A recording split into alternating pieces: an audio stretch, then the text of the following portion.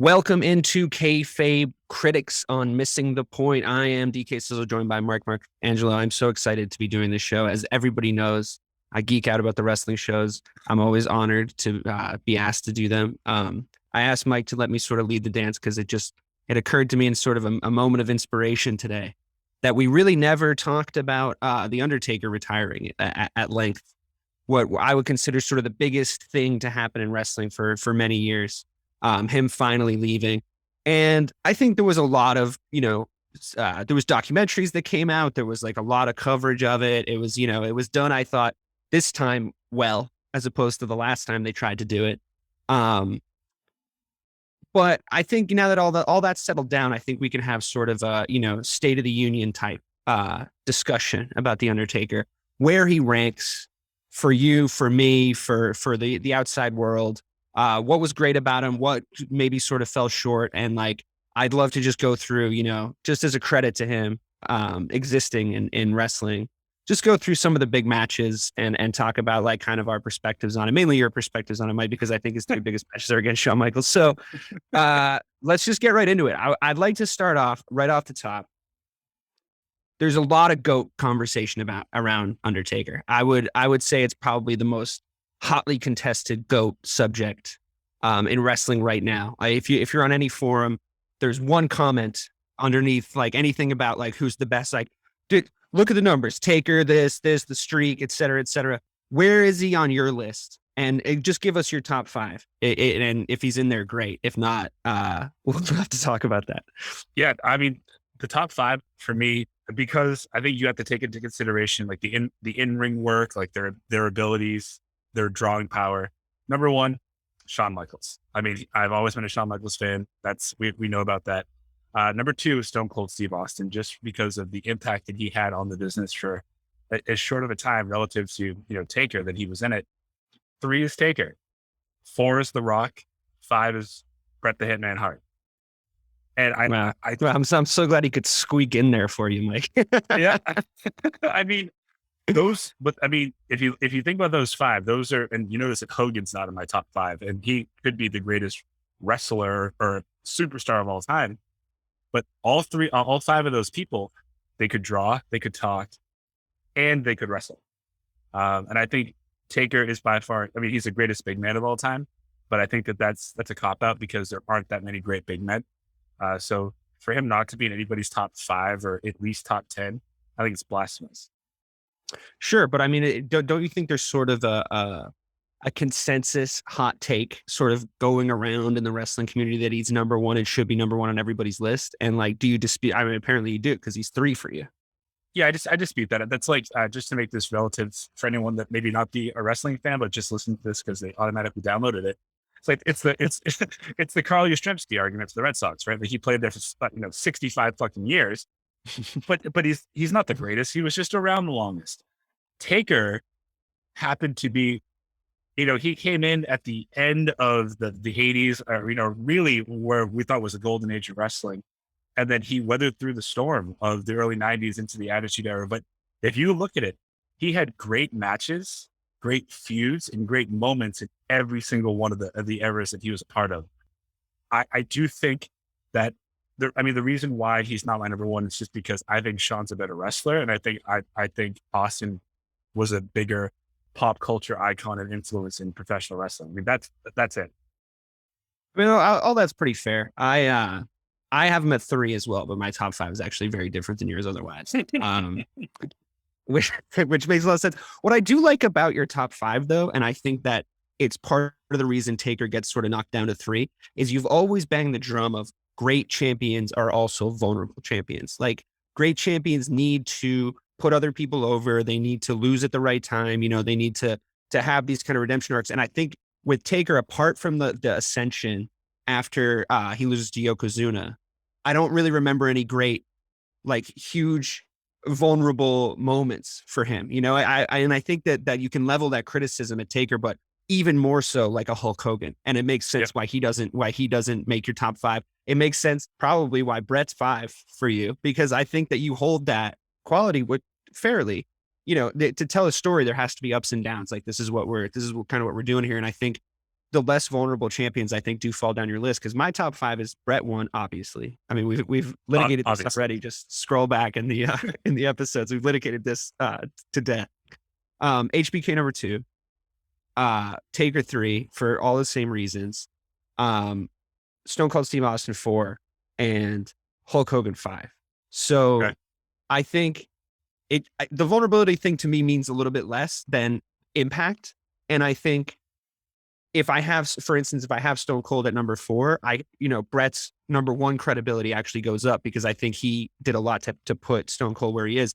But that, because we're talking about the Undertaker, that same argument can be made for Taker with Shawn Michaels.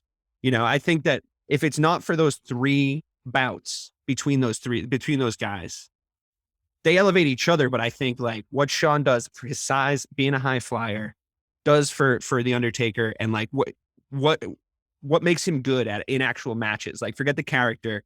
Taker was better at wrestling smaller guys. Like, he just was. Yeah. And he had great rivalries with Kane, which we'll get into. But as far as the actual technical wrestling goes, I think he was just so much better with high flyers. And it's part of the reason that myth sort of exists, right? That stereotype sort of exists where like it's a better match if you put the guys of adjacent size next to each other. Go ahead. Right. Yeah. And you can see that too, because early on in his career, he was going up against, statues and fossils, like Jimmy Superfly Snuka, King Kong Bundy, Jake the Snake, freaking Giant Gonzalez. Like, I think that was just an internal rib on him. But when you saw him, I think the first, I don't count Yokozuna as a big man only because he could just move. Now, he happened to be large, but he could move. But the first big man that he fought that I believed, and it was actually an entertaining match, was, Diesel at WrestleMania 12. It's a good match. And Kevin Nash wasn't known for having good matches. So when you saw that, okay, well, he could deal with the small guys, all the big guys can. But now, to your point, you get into Diesel. Sid at 13 was okay. I probably one of Sid's best matches. But then Kane, I mean, him and Kane had a 16-year rivalry that they could just tap into whenever they wanted. Yeah. And that's a testament to Taker, but also how good Kane also was in the ring. Yeah, I agree. I think that elevated Kane's character too, because when Taker showed up, it was you remember the announcement was SummerSlam, right? Where he comes in, or was it WrestleMania 7? Was his first match against Jimmy Duca? Taker's first match was Survivor Series 1990. Right. And then his first WrestleMania match was against Superfly. Yeah. Right. Against Superfly. Right. Who couldn't fucking move at all. And like, that's not a great match, but what is cool about it is Taker walking in and then being like, what is this guy? Like 350 pounds? What is he, like 6'10"? They're like all guessing his weight and his height. And they're like, look at the fucking size of him. And he is picking up Jimmy Duca. He's throwing him around a good amount. You do that on purpose. You do that on purpose. What? Duca? Yeah. I mean, isn't that how you say his name? Am I saying it wrong? Am I doing an email? Snuka. Oh yeah. Why am I saying Duca? Dude, I've been doing this with wrestling names. I called Hacksaw Jim Duggan fucking pins Jim Duggan for like years. I don't know why I keep fuck up wrestling names. Superfly Snuka. There's one great move where Taker ducks like a dive from him and he goes right over the ropes, but he doesn't quite make it, and he like bounces on the ropes and then like falls back over. But he does the first tombstone against him, right? Yep. So like you see that move, but there's another criticism people level at Taker, that his moves didn't change enough over the course of that billion-year career, So you have guys like that, and then eventually, yes, you start to get him rivalries. His first match against Kane was that the first ever Hell in a Cell? No, it was WrestleMania 14 in Boston. I mean, they've been teasing it. So Kane showed up at Hell in a Cell in '97, right? That's right. Yeah. I think it was Bad Blood or Mind Game. It was one of those in your houses. And then Taker went through, I think it's 4 or 5 months where he vowed to never lay a hand on his brother, right? They did a really good job building that storyline. And then it ultimately, after he broke Shawn Michaels' back at Royal Rumble 1998, and they put him in the casket, they lit it on fire, and then in Boston 14, and you really there? know what? Were you there? No. Only because I was 10. Going to be 10 at the time. I had a suspicion that Shawn was going to lose, and I couldn't deal with being there in person for that. So, but you have that match though. You don't really know. Like, Taker can do, Kane was Isaac Yankem for his first run in WWE. There were no 5-star matches there, but that's where the storyline actually elevated the in-ring. It made you so invested in that. And they capitalized on that. And I think, yeah, there's Shawn, yeah, there's Mankind, but we're not talking about Undertaker the way that we are right now, if not for Kane. Yeah, I think I had to say, I had that written down. I wanted to go, and I think that's a good time to transition into it. I want to talk about the people that elevated him, because I think that obviously the Canes of the world, I think the pallbearer character, and I think the kind of the way that they weaved that into the storyline, one of the early moments of them weaving it into the storyline of the behind the scenes of the WWE, WWF at the time, where it's like, oh, there's like all this weird dark art stuff going on, and he's, and he played a great character as well, like the way they had, Oh yeah. the way that the whole betrayal goes down with Kane in the first place, where it's like he turns his back and he can't get the urn, and the urn, they do that great gag with the urn with all the green stuff coming out. It's like the betrayal, and then he's Paul Bear's on Kane's team for like the remainder, and it's like all this drama. It's like it's the opera of it at its finest, and I think that elevates Undertaker's character further, because you're kind of with him through this whole like supernatural, betrayal, brothers, father, like all this kind of like high-minded operatic storyline that brings you through. And it does sort of cover up, I think, a little bit some of his technical inefficiencies early on. And I think he's a little bit like lucky to be elevated to that point. Would you agree or would you disagree? Well, so I Or think do you think it was maybe partners until before Kane? so. I do think that Taker gets a little bit of a bad rep for his early run in the '90s or in WWE for being slow and methodical, but that's what they wanted him to be, right? And also they did it Lurking, this Frankenstein character that they had because going for him at first, yeah. at the drop of a dime, he could move quickly. He would do that over the head clothesline, the old school. Like, he could move fast. But to your actual question, I think that in the '90s there were only three people that made Taker vulnerable. It was Yokozuna, it was Mankind, Mick Foley, and it was Kane. You did not know, based on how the feuds went, how he was going to do, and it actually crossed your mind that he could lose. Saying, for Yoko, just a big guy, athletic, and it's believable that a 480-pound man can beat a 320-pound man. But that's fair. Mm-hmm. Foley comes in, and he's ripping his hair out. He's having boiler room brawls, buried alive matches, and nothing that Taker does to him will kill him. I mean, when he appeared on Raw the night after WrestleMania, and he put the mandible claw in Taker, they had like the little foam coming out of his mouth.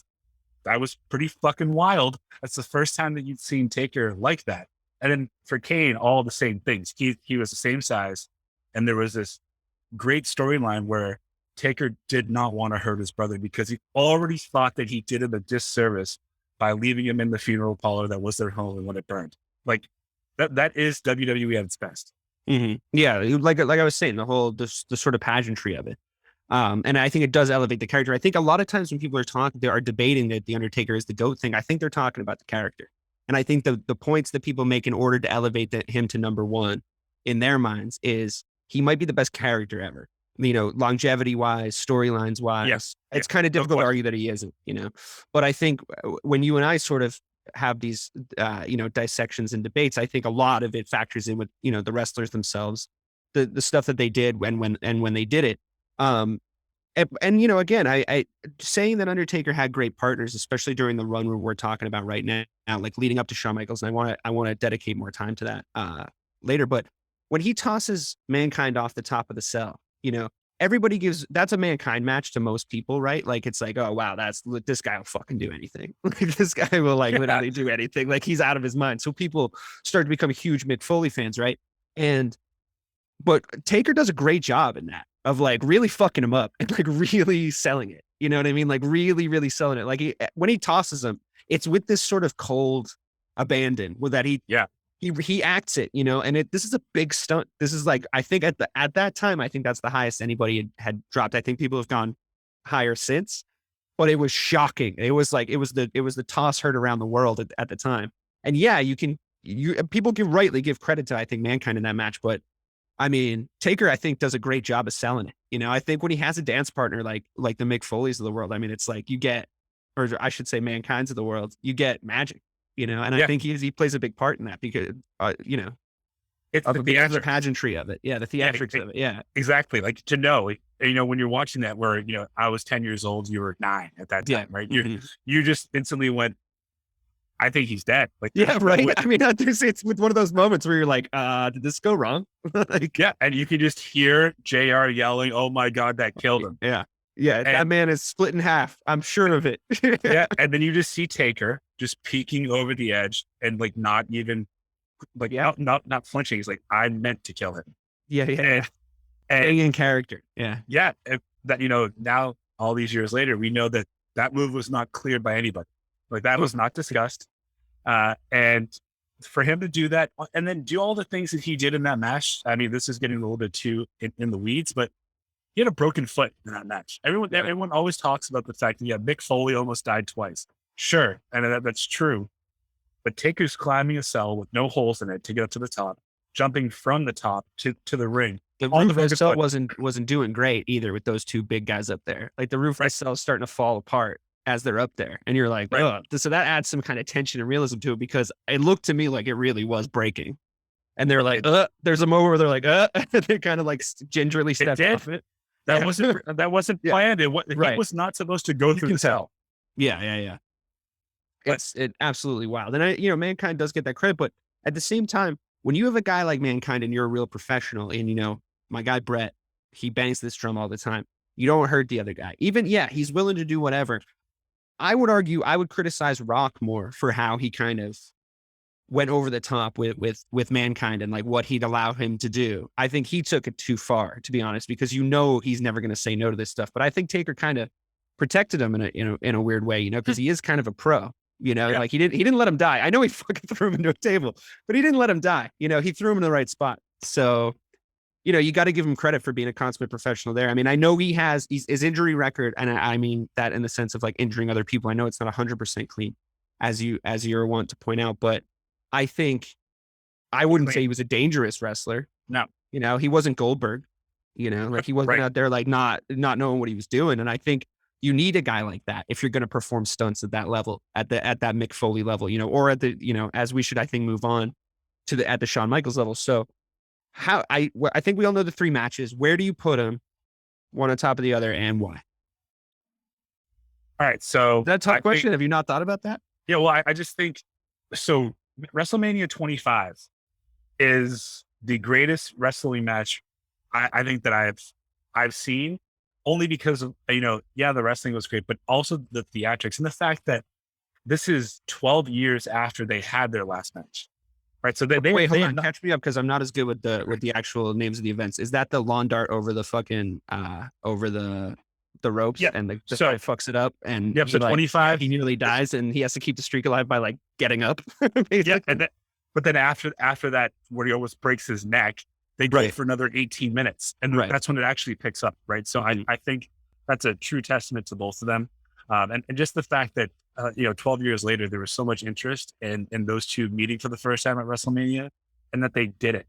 It wasn't just two 45-year-olds out there just because of their names. They stole the show. Yeah, I mean, that was a half-hour match. Like they're like all in, and these guys are old as fuck, and they're doing crazy stuff. And I agree with you. It is a testament to both of them that they were still doing it at that level, especially Shawn. To be honest with you, with the injuries that he had. I don't think he enjoyed. There's a million interviews out there too of him witnessing Taker take that fall and being like, "Oh, dude, no, not that."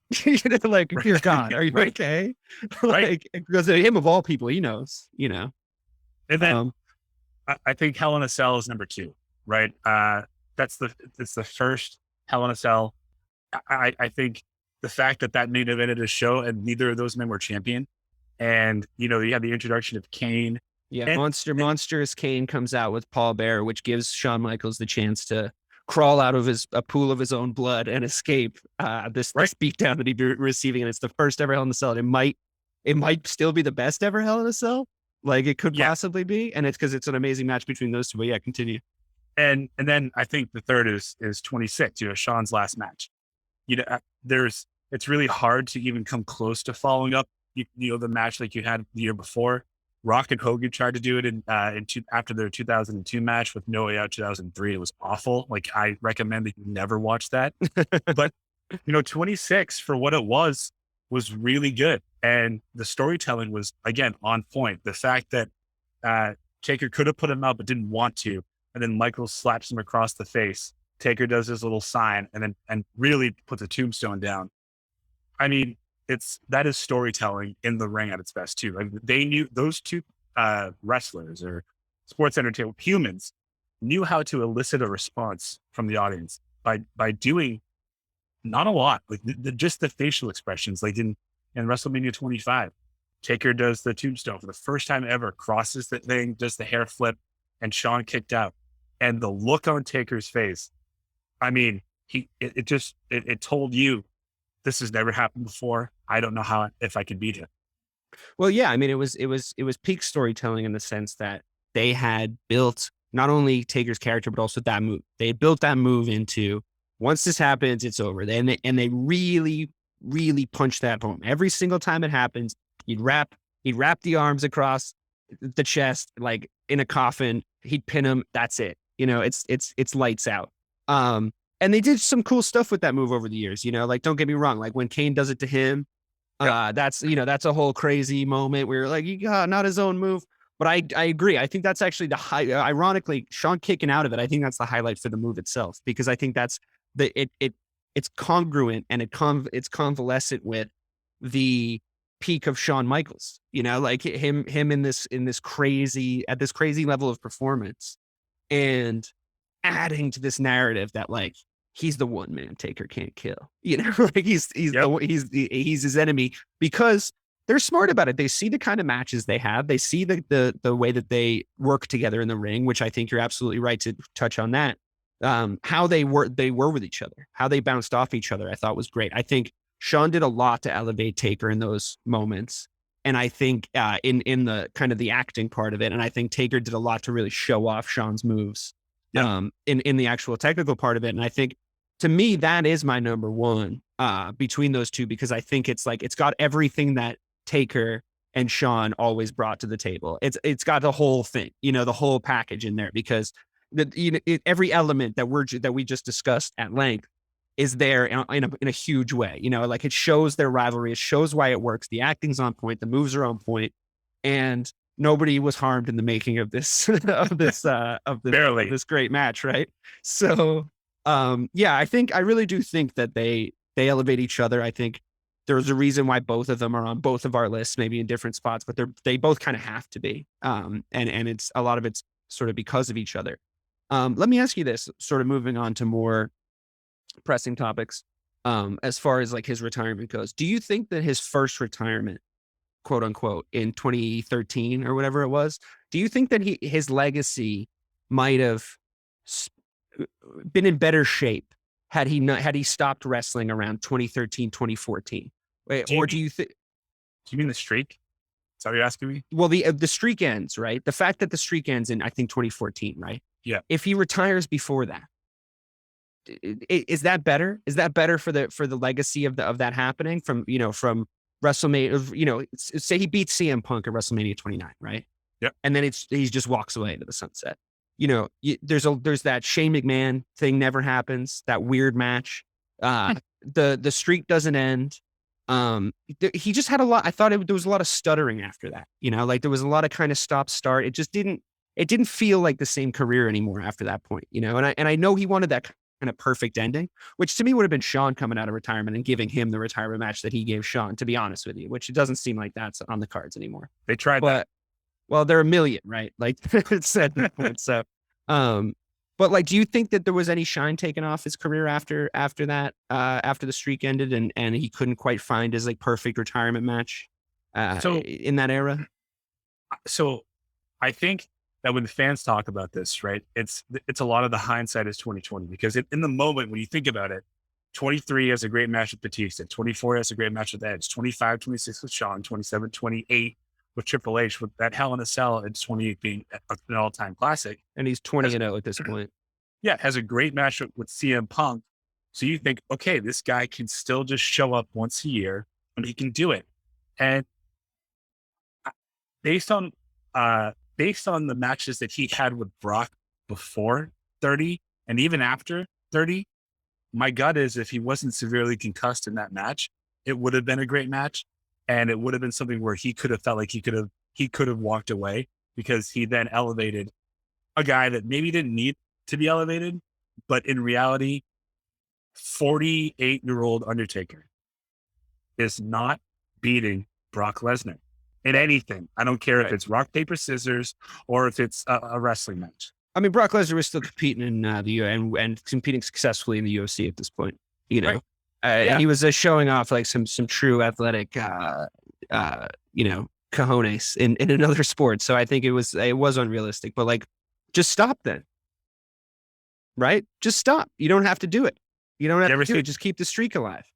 You ever seen The Wrestler with Mickey Rourke? I mean, there's a lot of parallels there. And yeah, sure. I think even Stone Cold says in The Last Ride, it's like riding the edge of riding the tip of a lightning bolt. And like there's something about walking up and hearing 30,000 people scream for your entrance. And I do think that Shawn's last match, and then consequently the last match that they had all three of them in the Hell in a Cell where Shawn was the referee, I think after Brock, he was chasing that. And there just weren't those guys left until he came up against AJ Styles, and he was sent off the way that he should have been sent off. Mm-hmm. Yeah, I think they got it right in the end. And the very end. And I want you to talk about that too, like what your sort of impressions were of that, the kind of retirement go around. They gave him the sort of the Kobe treatment, in wrestling terms. And I think to sort of see him say, okay, like the character's laid to rest. I think I finally got that retirement that I think I deserved. It wasn't as, like you said, I mean, there really just wasn't anyone to give him that level of send off that he gave Shawn, right? Like there just wasn't anyone to do that for him. Which, I mean, that's more, I think, of a credit to how good that match was, how good those two guys were together. Like we discussed. Right. But he went out finally sort of the way he wanted. The character's laid to rest. He's talking sort of like as himself to all these people that sort of made his career what it was. There's a little bit of revisionist history in it, as there is when like sort of, whenever you get this kind of lap of honor, I think that sort of happens. So what was your impression of like that, the kind of ceremony and like how it all came to an end? Like, did you like it? Were you satisfied with it? Because it doesn't seem like you thought it went on for too long. I thought maybe it went on for a little bit too long, but you seem to think it's just his TED talk. No, I mean his career. Quite frankly, I think that there was like, we're talking about the stops. Yeah, I do want to hear about that, but we're talking about the stop-start nature from 2013, 2014 onward. When he gets the AJ Styles match, I do agree with you that is the best match he's had in years, and the only one that would have probably made sense for him to be his retirement match, like the way he wanted to go out. But before that, there was just, there's a lot of stuff, stop-start. What do you think? In the end, were you satisfied? Were you left with like feeling like you wanted more, like you wanted less? And then, like, I'd love to know what your feelings were about the sort of long one-on-one interviews that he was conducting with all the people sitting in the stands as he went around. So this is kind of like a double-edged answer. I'm glad that he got the ending that he deserved. I don't think it hurts him because of how much equity he built up with everyone, with that character. I am sad that it took so long, right? I mean, you think about 2014, he's gone, all of it. He comes back. Credit to Bray Wyatt for promoting a WrestleMania match without Taker ever showing up on a Raw beforehand. That match wasn't good. It was fine. It wasn't awful. Can't go out like that though. Yeah, Shane match, can't go out that way. Roman Reigns, yeah. No. I mean, you need to know, and that's when it looks like the most like the wrestler to me, is like he looked like he says it in the documentary. He looked like Fat Elvis. Like he was out there. He couldn't do any of the things that he needed to do. But then you see him a year later against Cena. Yeah. Had they given that 15, 20 minutes, I think he would have hung it up there, and he should have, because he looked great. He looked excellent in that match. And then you have some other examples where they did bring up, they did bring back Shawn for DX versus the Brothers of Destruction. Yeah. They should probably should have told him before he shaved his head. But Kane gets hurt in that match. Triple H tears his tricep, and then you get a guy like Shawn who's been in the ring in 8 years against a beaten down, broken Taker. Like, what can you do? Right. You can't get back. You can't get back to that level. He can't pay him back at that point. No. It's not physically possible for anybody. I mean, if you watch that match, and I say if you watch it, because if you really are having a really good day and want to bring it down, watch it, because you see Shawn, he's the only one in there trying. I mean, I've been in the ring for 8 years, and he does a moonsault off the top rope to the outside. And he only had one speed. I think that I think a lot of what I like about Shawn Michaels is like he only knew one way to do it. And I think that it's why he probably has a really tough time getting from his bed to his shower in the morning, but it's also why he had probably the longest prime of anybody. He kept his prime alive after all the next stuff by having classic matches after that. So I think, I think that there's going to be some contrast if you have a bunch of like old dudes in there. But you're right, he did go and do the work, and he did come back, and I think he had a great match against Cena. To your point, I think if they had to let it go a certain amount of time, I think it would have been a little bit more appropriate. But what about the AJ Styles match? Like, how do you feel about that? Do you think Cena would have been a better way for him to go out, or do you think that was just scripted the right way? I think that Undertaker was saved, and I don't mean to cause controversy here, but I think the fact that that the pandemic had just started and fans were not available, I think that played to a lot of Taker's strengths at that time, because he could still do all of the brawling. He's a great trash talker, as you can see that match, but he didn't have to go out there in front of 80,000 people and potentially put on a 20-minute like shitty match. They filmed it, and I think in that match, it told the story of the Dead Man, the American Badass, Big Evil, and you had a guy like AJ who was willing to do what Shawn did in 98 and 97, just throw himself around and make Taker look good. So I thought that was the perfect way to end the career. You don't think a real live match was sort of owed to his career, though? Like the way that, like you said, he looked great in the Cena match. It wouldn't have been a terrible note to go out on. That was a 7-minute match. Yeah, sure, but I mean, he looked good. Yeah, but I don't know. Do people remember that? Do people it's just like if you can still just play some highlights from it, as opposed to making it work in the pandemic. Like, do you think that takes some shine off it or not? Well, I think if you look back at Taker, right, we talk about like his great moments and the things that stick out to you when you think about him. I always think about, to your point, the casket match with Yokozuna, and then they show him on the old bricks Titantron, right? That's a moment. That's theatrics. You think about Buried Alive. You think about when he put Stone Cold on the cross in the Ministry of Darkness.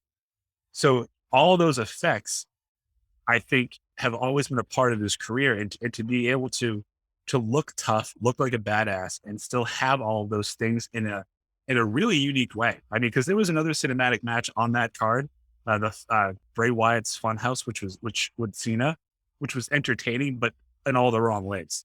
Mm-hmm. Like, if you watch Taker in AJ's match, you are thoroughly entertained. Oh, you're not entertained? Yeah, I just watched Gladiator the other day. So good. Did he deserve the roar of 80,000 people? Yes, definitely, of course. But I think that there's always that question of what happens if something goes wrong in one of those situations, and now they're just clapping because his name is the Undertaker, not because of what actually happened in the ring. And like, how many more chances do you get after that? How many more tries, how many more bites of the apple do you get before you got to hang it up on something shitty because you're a billion years old? He got a standing ovation after the Roman Reigns match, and that was a terrible match.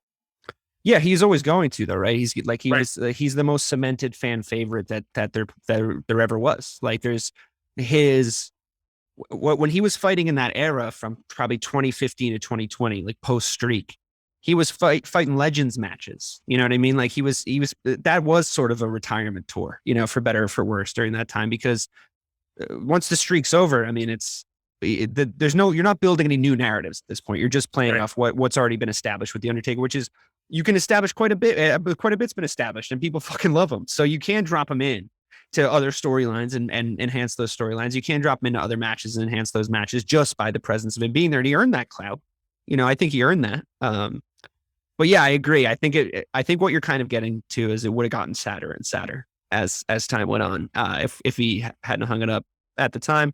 But let's talk about his, as you so eloquently described, his TED Talk at the end. I mean, we're laughing, but I mean, he deserves his little lap of honor, right? Yeah. I mean, based on everything that we're talking about, he deserves to sort of take in the moment as he sees fit. What did you think about the stuff he was saying? I thought it was kind of funny that he finds it difficult to not like go kind of in and out of character when he's on the mic, because he's like, that's his comfort zone. But what did you think? Like, I thought he had a cool moment with Stone Cold. A lot of people were saying it was a little tacky, but I thought that was a genuine moment. I think he was really paying him a compliment as a professional. So talk to me about how you were feeling. I mean, were you 10 years old sitting in your bedroom again, like watching the Undertaker ride off into the sunset? Oh yeah. I mean, so everything that I just said about that AJ match is true, but to have a 30-year career, your last match being in front of nobody, you're announcing your retirement, 30 years after you show up in Survivor Series in front of nobody. Then if you get to be near your home, like in your home state with 100,000 people, 20,000 people there at the Hall of Fame, you can do whatever you want. And I love the nods to Yoko. I loved I loved, we looked at Shawn and Triple H and said, thank you. It's not a surprise to me that he's a really good speaker, right? Like he can, it's not one of his deficiencies. Like most big men can't do that. Right. I thought he did a great job summing everything up. And then, being the old worker that he is at the end, he's, never say never. And it put the hat on, but please, like Mark Calloway, please say never. Yeah, he's too old. He's too old. It's not. I really enjoyed at WrestleMania when, both nights, but night one, when his music hit and they introduced the Hall of Fame, and like you actually had 60,000 people on their feet. He did deserve that. Mm-hmm. Yeah. I mean, in that moment, we were all back at that Yokozuna match, when he comes up on the TV and like with the red background and you hear that music and you're like, oh man, this guy's here to stay. That haunted me, by the way, for such a long time. Oh, dude, yeah. He was scary when you were a kid. He was like full on like horror movie scary. Like he was like, look at this lurking giant. And so was like the whole Paul Bear thing. I mean, yeah, maybe it looks silly when you're looking back on it now. It, through the lens of like 2022 and the world is fucked and everything is crazy. But when you're 10 and you're watching that, like you're alive, you're afraid for your life for this guy. And he's dead. And he's, yeah, exactly, and you're with him, that like for better or for worse, I say this to you guys about Tom Brady for better or for worse, that guy's been around most of my life, and doing stuff in the sport most of my life. Like since I gained consciousness pretty much onward, the Undertaker's been there or thereabouts doing something, in wrestling, like having these moments across, like you said at the very start of this show, across multiple eras. No one else can match that. Nobody else can match career longevity. And I think, you can say there's some people out there that might say like, oh, well, that's why he gets the credit, is just that career longevity. And I think that's okay. If that's the case. I think that's really cool and impressive that he did that, I mean, there have been people that have been around for a long time that are terrible, right? Yeah. But I mean, when you just think about it in this sense, if you were, let's say there's a chance there was a 40-year-old dad with his 10-year-old son at Survivor Series 1990, and that same person was now a 70-year-old grandfather with his 30-year-old son or 40-year-old son and his 10-year-old grandson, all look at the same guy. Right. Like he carried that company through so much. Like before there was Austin, there was always Taker. Jim Ross used to always say he's the conscience of WWE. And he was the reason why people like the back didn't fall apart. And he had shitty storyline after shitty storyline but he never wavered. And he also, I know that we'll wrap up soon, I'm sure, but I can go on for hours about this. Well, I mean, this is actually what I wanted to talk to you about. So I'm curious to hear what you have to say. That was going to be the thing I wanted to sort of end on is the idea of uh, a world wrestling organization without the Undertaker. The idea of who he was in the locker room, who he was in the back room, and the sort of amount of times he kept what could very easily have fallen apart completely at the seams. He seems to keep it together from all the stories that you hear about what he was like as the kind of the back room, the locker room leader. And what does it look like going forward in an era without him? Because we haven't had to imagine it for so long. So yeah, this is all what I want to hear. I want to hear what you have to say about this. Yeah. So I think, when he comes into WWE, the locker room leaders at the time were Hogan, Andre, Savage, and they all age out. And now but he worked with them. So like he was there to experience that. Right. And then now there's the new generation where it's him, Kevin Nash, Bret Hart, Shawn, and then it's Austin Rock. But there's always that guy that's been there with the old man, as he calls him, since 1990. And, whether it was having to face an imposter Undertaker at SummerSlam, and the guy, at that point wasn't a great worker. I'm talking about the imposter, to Giant Gonzalez, to King Kong Bundy, who was 10 years past his prime. He kept showing up. And then when you go into 2002 and he's been, the American Badass for 2 years at that point, which by the way, that just shows you how much he cared about the business and how much he respected the fans, because, Hogan did the same thing for 20 years and only changed because he smelled money. It didn't really work either with the Hollywood Hulk Hogan stuff. That didn't even really work. But it caused a pretty big thing, right? Like that. Sure. NWO, but I would say Taker wasn't asked to change his character, but knew that it needed to, or he was just going to get lost in the shuffle. He did it. And then he went back to it in 2004. But you think about the fact that you have a guy that worked with Hogan, was around Andre, worked with Warrior, Savage, that's now working with Cena, Orton, Roman. So I think it's scary to think that he's no longer in the locker room, but in reality, he hasn't been a locker room leader since 2013. He hasn't been traveling with them. Now, when he shows up, he'll still command the same respect. But I think, maybe I'm giving him too much credit for being selfless. Maybe one of the reasons that he held on for so long was that he wanted there to be people there that were now locker room leaders that worked with him and saw the way that it was supposed to be done. But the WWE would probably not be around in its current form if it weren't for them. Yeah. I mean, I think that there's very easy lines to draw from moments. I mean, it's not as if you're dealing with a bunch of accountants back there either. I mean, I think people could maybe come back and say like, well, yeah, he oversaw all these eras as the quote unquote locker room leader, but like a lot of shit happened back there too. A lot of real stuff, like a lot of stuff that wasn't, works. And it's like, I think, you're dealing with a bunch of fucking madmen back there. It's like, you're herding cats at the end of the day. So I think what he did was he kept a baseline. And eventually he sort of became the example. And I think that there's nobody, to your point, there's nobody coming up in wrestling that's going to come in and say, who's that guy? You know what I mean? Like you sort of need that.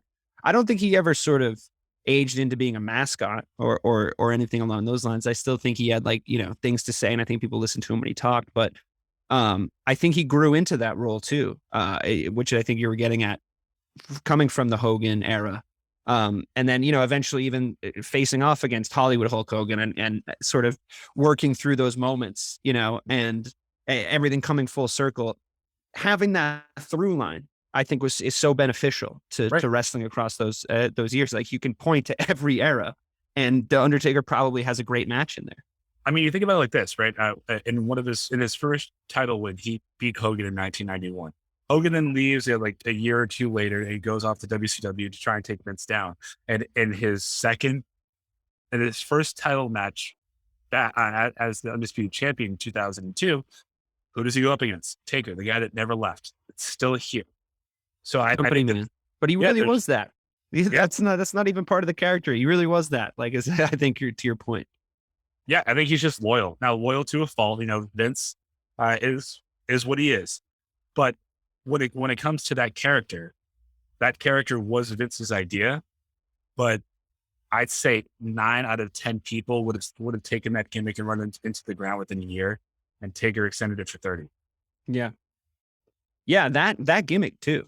You know, it's not Right. as if he ever, you know, we talk at length about on this show about wrestlers losing their way when they turn heel or when they change their characters. Like, it's usually, I would say not even often, I would say usually the kiss of death to a big name wrestler to switch in the wrong way, right? And I think that it being his idea saved him a little bit, you know, him sort of moving organically. I think he did a really good job of recognizing what the brand was when he did the American Badass, and like what, you know, what we were all like in 2002.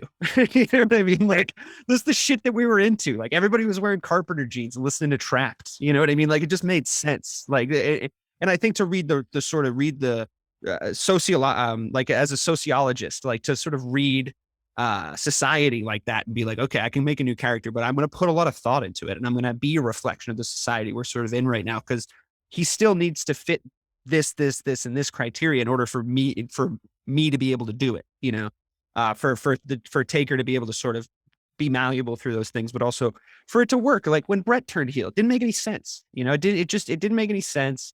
He didn't want to. He didn't want to do it, so he didn't put enough thought into it, and it ended up just wrecking the Hitman character essentially, and that being sort of the end of Brett, right? Where, you know, you've seen it happen to. I mean, it seems you seem to think the Hollywood Hulk Hogan thing worked monetarily. Maybe it did. I don't know the numbers, but it annoyed me when it happened, because to me it was like, come on, it's like that's the great American hero. That's the good guy. That's the stay in school kids guy. You know, like, that doesn't make any sense. Like, I hate this. You know, maybe that's me. Maybe that's nostalgia. But when Taker did it, I think he does it seamlessly, because I think we kind of got to the bottom of it.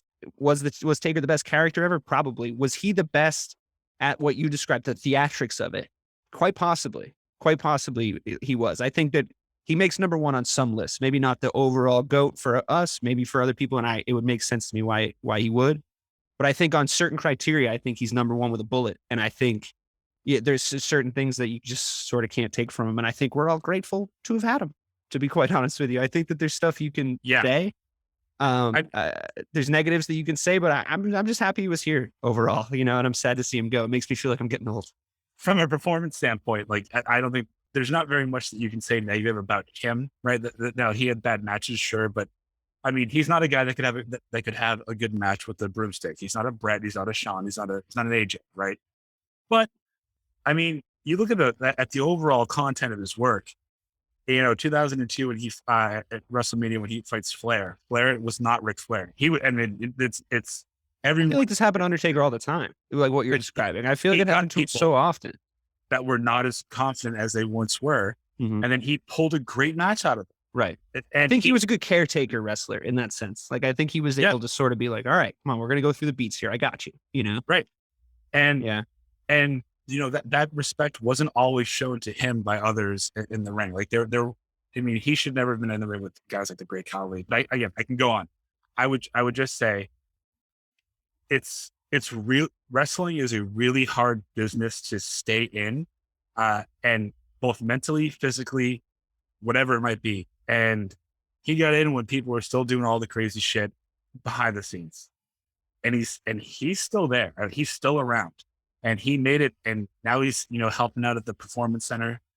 I think, you know, I just think longevity wise, there's never going to be another run like him. There's never going to be someone with such sustained, with such a sustained character, interest, and yeah, I mean, it felt when he retired, I've never felt older. Yeah, we both bought houses. We're both married. Yeah, when a guy that we started watching when we were 3 hangs it up and we're 32 and 33, you're like, well, shit. I mean, what else is there to say? A guy that goes from matches in the early 90s against, you know, Jimmy Snuka and Jake the Snake Roberts and Giant Gonzalez and those that, you know, the start of the streak, all the way through like the Canes of the world, and then to finish it off with a match against CM Punk, who's like modern era. You know what I mean? Like full on modern era. Still, and I think to for that to be the streak, that by itself was a Hall of Fame career, and he did stuff before that and after that. So I credit to the Undertaker. We're sorry to see you go. I enjoyed your TED talk. Taught me a lot. I think you taught us all a lot. I think you taught us all a lot about how to act in business. You know, because if you take the Taker approach, you might have a long and illustrious career. So He's terrible in business. Is he really? I didn't know that. Yeah, Is it? Did he invest poorly or something? Yeah. He started like real estate places. They didn't really work out. But Undertaker, the character. Oh my God! Like Trump steaks. Yeah. Well, these were real. But to button it up though, like when you say you're sorry to see him go, I'll just add to that. I'm glad that you were able to see us. Sorry to see you go. Yeah. This wasn't a post-mortem, induction. He deserves it. He deserves it. Definitely. And I hope he has an ice bath installed in his house somewhere. He's going to need it. I hope he has a sauna or like one of those like cool your blood machines or whatever. Yeah, there you go. Whatever's trendy now. He's going to need all of it. And like a daily massage, because there's no way that guy doesn't feel like shit right when he wakes up in the morning. But thank you for that, Undertaker. Thanks for feeling that way for the fans across such a long and illustrious career. All right. For KAYFABE Critics, I am DK Sizzle, Dave Clarke, and for Mike Marcangelo, who did all the heavy lifting on the show as usual, I say thank you for listening and good night.